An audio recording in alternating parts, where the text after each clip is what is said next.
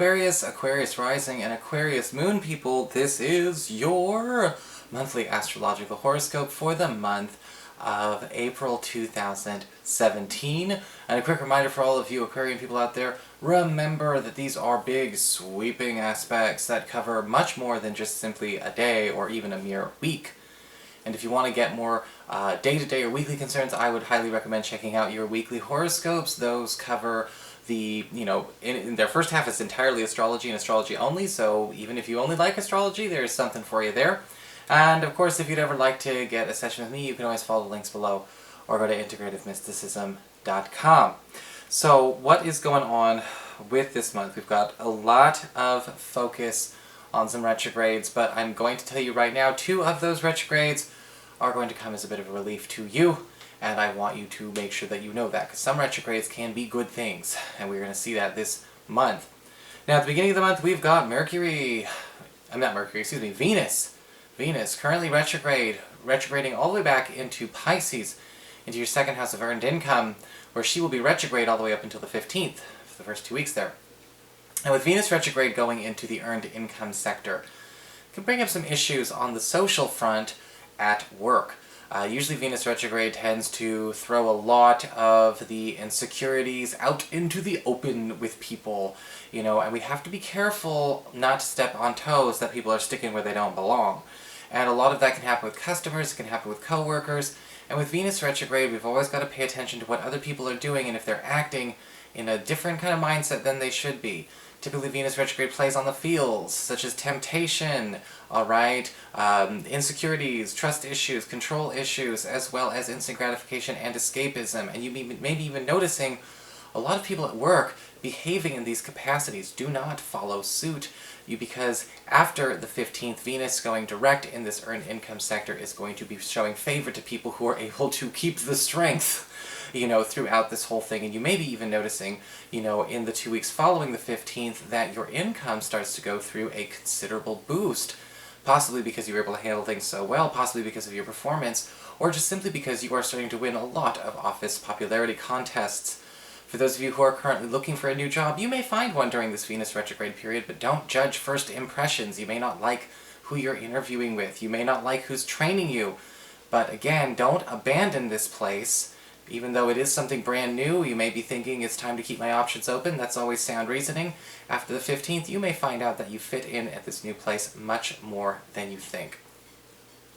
On the 6th, we've got Saturn turning retrograde in Sagittarius, where it's been in your 11th house since 2014. And Saturn in the 11th house really can challenge and put some friendships to the test. We're talking about issues going on with our platonic friendships, okay? Not romantic relationships, not family relationships, but your closest friendships that is going on here. And when we look at Saturn retrograde, we're going to be seeing a little bit of a relief. If there's been any kind of ongoing struggles, ongoing disputes, undercurrents of tension with 1 or 2 friends, or maybe even an entire group, we're starting to see that subside, because when Saturn goes retrograde, again, the energy is about the relief. Okay, getting over the pain, also getting past any kind of blockages or anything that's keeping people from moving forward. Now Saturn, of course, will only be retrograde for about 3 to 4 months, so we want to make sure we can get as much headway in getting closer and healing any of these old issues while we have this opportunity. Now Saturn retrograde in the 11th house, however, does also mean that you've got to pay attention to where people who are showing you their true colors are showing you their true colors, and you need to be able to trust what those true colors are, and not necessarily try and, pretend they are something they are not. Now, during this time with Saturn retrograde, however, you are going to be noticing that even friends who you feel like may have been giving you the cold shoulder, or maybe we've been kind of drifting apart, may not necessarily be maybe so, and we may be actually getting back with our chums in a much better way, even finding ourselves more welcome or feeling more welcome in that space. So again, a nice retrograde to have. On the 9th, we have Mercury going retrograde in Taurus, in your 4th house of home and family, where Mercury will be retrograde all the way up until about the 1st week of May. Now, when Mercury retrograde in the 4th house happens, you can expect, again, more old stuff getting brought up. And this is a month that has a lot to do with the past, and a lot to do with things like closure, getting over things, and this is having to do with your family life. Okay, when we talk about your family life, this could be old issues that do need to come up that you've been waiting to confront for a long time. There can be a good side to this Mercury retrograde. Because if you've been feeling like maybe some things have been avoided, or there's some family members in our life that we are not here, that we wish were here, that we wish to actually have a better relationship with, we have a chance to do some catching up during this time. However, with Mercury retrograde, it's important to pay attention when it comes to handling anything on the home front in terms of the home structure or home finances. Because with Mercury retrograde, there may be some temptations to do some investing, some purchasing, or maybe some alterations that are not going to stick or are not actually the best deal that you can find. This is, however, a great time to be renegotiating or to start negotiating on the purchase or a sale of a home in your favor, or maybe even renegotiating the terms of a lease or a rental agreement so that you can either save more money or get more benefits, possibly even change the duration longer or shorter to your needs. So with Mercury retrograde in this area, I mean, again, there's a lot of good we can play with if we focus on it there. On the 11th, we've got a full moon occurring in Libra, in your 9th house of higher education, long-distance travel, your spiritual life, as well as your government and legal proceedings. And in the middle of this month, between the 11th and the 25th, we may have an opportunity to wrap up any kind of outstanding, pending, bureaucratic, legal, or government paper-pushing endeavor that we are a part of. If you're trying to wrap up a lawsuit or you're trying to bring some kind of dispute or mediation to a close, we may find an opportunity to expedite that ending this month. This is also a great time to start changing things around in terms of what you would like to do, in terms of getting a new kind of permit if you need permission to be doing a certain thing. If you're trying to get a visa, a license, or anything along those lines, you may find a way to get that done faster and easier. Some of you may be planning on some long-distance trips during this time as well. Of course, yes, Mercury is currently retrograde, but it's not in a travel sector. But whatever you get nailed down probably won't happen this month anyway, so if you're trying to get some kind of vacation time requested off, or maybe even get that planned for, later on in the year, this is a perfect time to do it, or even spur-of-the-moment travel, I'm okay with as well. Textbook astrology be damned. But one of the things I will say, for those of you who are aspiring students, some of you may actually make a decision to go with a different school besides your top choice when it comes to a college or a university during this month. Choice number 2 may actually turn out to be better than number 1, so keep that in mind. On the 19th, we've got the Sun moving into your 4th house of home and family, and we're seeing a boost in household income and perhaps even a boost in the value of our property if we're trying to consider things like a refinance or a sale. The Sun is also going to be bringing you an excellent opportunity to maybe even start patching up relationships between other family members. There's an emphasis on closeness and reunions a lot. Again, this month we're bringing up a lot from the past, but reunions and healing is the name of the game. With the Sun going into Taurus, however, during this Mercury retrograde, it's important to pay attention to the fact that some things may not be ready to be made concrete right now with people. However, that doesn't mean they won't be. We'll just have to wait till the first week of May to finally get things underway.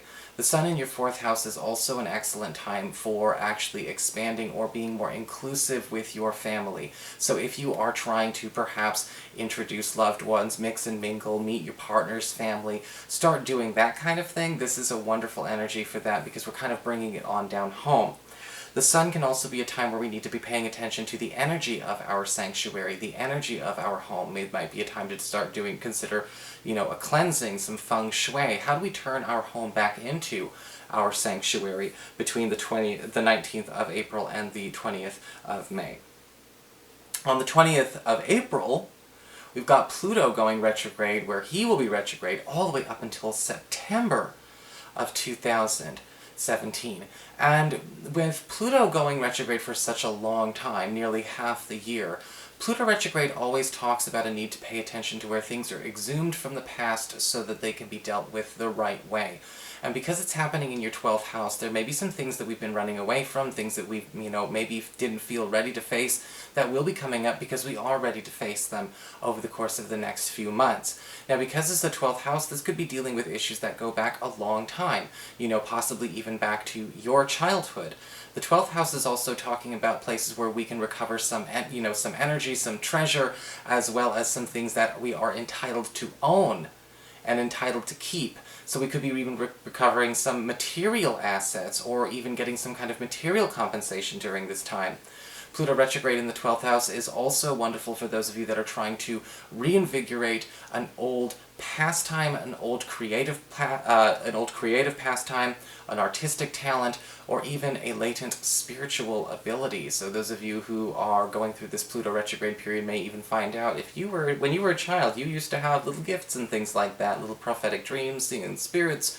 You may be noticing a lot of your spiritual abilities turning on a lot more wildly, training or no, which might be a little bit interesting to experience. We'll have to talk to some of my Aquarian friends about that. On the 21st of the month, we've got Mars, planet of action, energy, passion, and conviction, going into your 5th house of love and romance. And it's going to be there all the way up until the end of May. And so from the last week of this month going into the end of May, we're going to be seeing a lot of you getting a much more tight bond with a sweetheart. Because we're actually turning a sweetheart or a crush into something more than just simply a lover.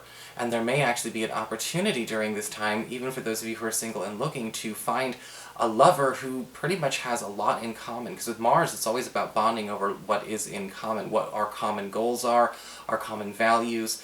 Because with Mars, we have that warrior, we have that lean on each other, fight back to back, same principles, same goals, same agenda kind of energy. And you may be finding this in a new partner, or maybe finding out that a new partner has all of these deep down underneath, again, making for a much more substantial, long-lasting bond.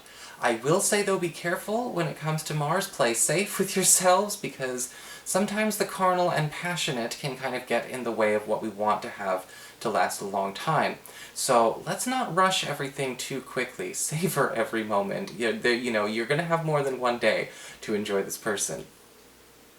And if you're already in a relationship, just make sure to give each other a little bit of space every once in a while so we don't crowd each other, a little bit. Because we can crowd each other during a Mars in the 5th.